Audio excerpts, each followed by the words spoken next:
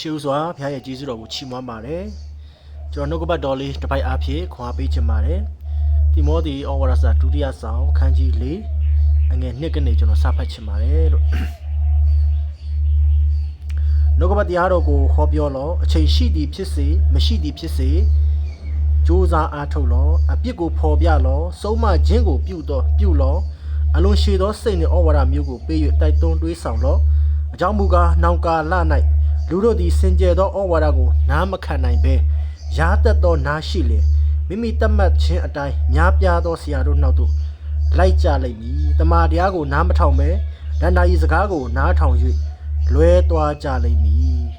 ်နှုတ်ကပတ်တော်အားဖြင့်ကြားတဲ့သူအားလုံးဖျားကောင်းချီးပေးပါစေဒီနှုတ်ကပတ်တော်ထဲမှာဖျားကဘာပြောလဲဆိုတဲ့အခါကျတော့နှုတ်ကပတ်တရားတော်ကိုဟောပြောပါတဲ့အချိန်ရှိမရှိကျွန်တော်တို့ဝင်ငါဟောပြောရမှာဖြစ်ပါတယ်ပြီးတော့မှကြိုးစားအားထုတ်ဖို့နှုတ်ကပတ်တော်ကတွန်းတင်ပါတယ်ပြီးတော့မှအပြစ်ကိုဖော်ပြဖို့လည်းပြောထားပါတယ်ဆုံးမခြင်းကိုပြုဖို့ရန်အတွက်လည်းပြောထားပါတယ်ဒီနေ့ယုံကြည်သူတွေတော်တော်များများကဆုံးမခြင်းကိုမကြိုက်တော့ဘူးအပြစ်ကိုဖော်ပြရင်မကြိုက်တော့ဘူးဒါပေမဲ့နှုတ်ကပတ်တော်ကတော့အပြစ်ကိုဖော်ပြပါဆုံးမခြင်းကိုပြုပါလို့နှုတ်ကပတ်တော်ကပြောထားပါတယ်အလွန်ရှည်သောစိတ်နဲ့ဩဝါဒမျိုးကိုပေး၍တိုက်တွန်းသွေးဆောင်ကြလောလို့ပြောပါတယ်ဩဝါဒလို့ပြောတဲ့အခါမှာမာယွန်းနဲ့ဩဝါဒတွေလည်းအများကြီးရှိပါတယ်ဒါပေမဲ့နှုတ်ကပတ်တော်နဲ့ညီတဲ့စင်ကြယ်သောဩဝါဒကိုကျွန်တော်မြင်းများခံယူဖို့လိုပါတယ်ကိုယ်ပဲအရာကိုခံယူတယ်လဲဆိုတာကိုကျွန်တော်ကောင်းကောင်းသိဖို့ရတဲ့အရေးကြီးပါတယ်အဲ့ဒီအရာမှသာလေကျွန်တော်ရဲ့ယုံကြည်ခြင်းအုံမြစ်ကအခိုင်ခန့်ပြီးတော့မှတည်မြဲနေမှာဖြစ်ပါတယ်ပြီးတော့မှအကြောင်းမူကားတဲ့ဘာကြောင့်လဲဆိုတော့လေနောင်ကာလ၌လူတို့ဒီစင်ကြယ်သောဩဝါဒကိုနားမခံနိုင်ပဲရားသက်သောနားရှိလင်မိမိတတ်မှတ်ခြင်းအတိုင်းများပြားသောဆရာတို့နှောက်သို့လိုက်ကြလိမ့်မည်ဒီခေတ်ဒီကာလမှာတကယ်ကိုအဖို့အပြောကောင်းတဲ့ဆရာတွေအများကြီးရှိပါတယ်နိုင်ငံတကာနဲ့ရှင်ပြီးတော့မှဟောပြောနိုင်တတ်တဲ့လူတွေရှိတယ်နော်ကျွန်တော်တို့ဒါပေမဲ့လူတွေကတမာတရားအစ်စ်ကိုတုံတင်တဲ့ကိုယ့်ရဲ့ဆရာကိုယ့်ရဲ့လက်ရင်းဆရာလက်ဦးဆရာကိုစွန့်ပယ်ပြီးတော့မှလူတွေကရားတတ်တဲ့နားရှိတယ်ဒီဆရာဒါပဲပြောနေတာဒီအကြောင်းကြီးပဲပြောနေတာထက်ခါတည်းလည်းပြောနေတာနားမထောင်ချင်တော့ဘူးအတစ်ဆန်းနေနားထောင်ချင်တယ်ထူးဆန်းတာတွေကြိုက်တယ်နှမိတ်လက်ခံရနောက်ကိုလူတွေလိုက်တယ်ငွေကြီးနဲ့လောကစည်းစိမ်ရဲ့တတ်မှတ်ဆွဲလန်းမှုဖျားယောင်းမှုထဲကိုလူတွေကသွားပြီးတော့မှကိုယ့်ရဲ့စိတ်ကျေနပ်မှုအတိုင်းလိုက်ပြီးတော့မှကိုတတ်မှတ်ထားတဲ့ကိုယ့်ရဲ့စိတ်နဲ့တကိုက်ညီတဲ့ဆရာတွေနောက်ကိုလိုက်ပြီးတော့မှတမာတရားလမ်းထဲကနေလွဲသွားကြတာဖြစ်တယ်ရားသက်သောနားရှိတယ်ကိုယ်တမာတရားအကျွင့်မဲ့တုံတင်လမ်းပြတဲ့ဆရာကိုလက်မခံချင်တော့သူပြောတာတွေညင်းငွေတယ်သူတင်ထားတဲ့တုံတင်တဲ့အရာတွေကိုလက်မခံချင်တော့ဘူးဒါပေမဲ့ကိုယ့်ရဲ့စိတ်အလိုကျကိုတုံတင်ခြင်းလည်းမရှိဘူးဆုံးမခြင်းလည်းမရှိဘူးအပြစ်ကိုဖော်ပြခြင်းလည်းမရှိဘူး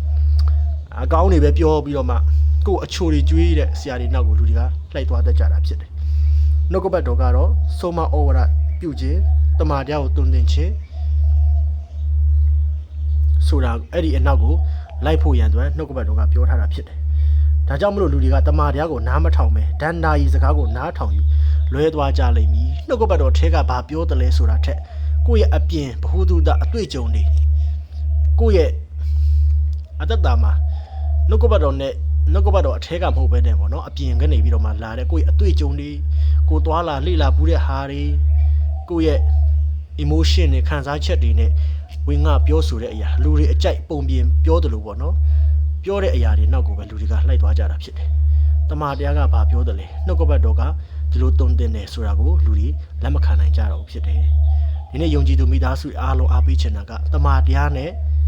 အသက်ရှင်မှာယေရှုကလည်းငါဒီလမ်းခီးဖြစ်တယ်တမန်တရားလည်းဖြစ်တယ်အသက်လည်းဖြစ်တယ်လို့ပြောထားတာဖြစ်တယ်ဒါကြောင့်အသက်ဖြစ်တဲ့ယေရှုခရစ်တော်နောက်ကိုလိုက်ပြီးတော့မှတမန်တရားကိုမမြဲမြဲဆွဲကင်ပြီးတော့မှယုံကြည်ခြင်းနဲ့ရှေ့ဆက်အသက်ရှင်သွားဖို့ရန်အတွက်ခွန်အားပေးခြင်းပါတယ်မာယုံနဲ့ဩဝါဒတွေအများကြီးရှိတယ်စင်ကြယ်တဲ့ဩဝါဒနောက်ကိုလိုက်ပါတမန်တရားကိုအခြေပြုပြီးတုံတင်ဆုံးမတဲ့နှုတ်ကပတ်တော်ကိုဝင်ငှတဲ့အသင်းတော်ဆရာသမားတွေနောက်ကိုချင့်ကပ်ပြီးတော့မှဖခင်ရဲ့အမှုတော်ကိုဆောင်ပါဖခင်အတွက်အစီခံပါဖခင်နိုင်ငံတော်ထဲမှာပါဝင်ပါတို့မှသာလေကျွန်တော်ရဲ့အသက်တာကဖခင်သခင်ကိုယ်တိုင်ကကြည်ပြီးတော့မှဝမ်းတာပီတိဖြစ်ပြီးတော့မှကျွန်တော်ကိုဂုဏ်ပြုပေးမှဖြစ်ပါတယ်ဒါကြောင့်မလို့ဘုရားရဲ့အလိုတော်ကိုဆောင်ပြီးတော့မှလောကရဲ့အလိုမဆောင်မဲနဲ့ဘုရားရဲ့အလိုတော်ကိုဆောင်ပြီးဘုရားသခင်ကြိုက်နေတဲ့အသက်တာတိုင်းအသက်ရှင်သောစင်ကြယ်တဲ့ဩဝါဒကိုနားခံနိုင်သောအသက်တာဖြစ်ဖို့ ရားတတော်နားမရှိဘဲနဲ့တမာတရားအစစ်မှန်ကိုတုံတင်တဲ့အရာကိုကောင်းမွန်စွာနာခံပြီးအသက်တာကိုပြုပြင်ပြီးတိဆောက်တဲ့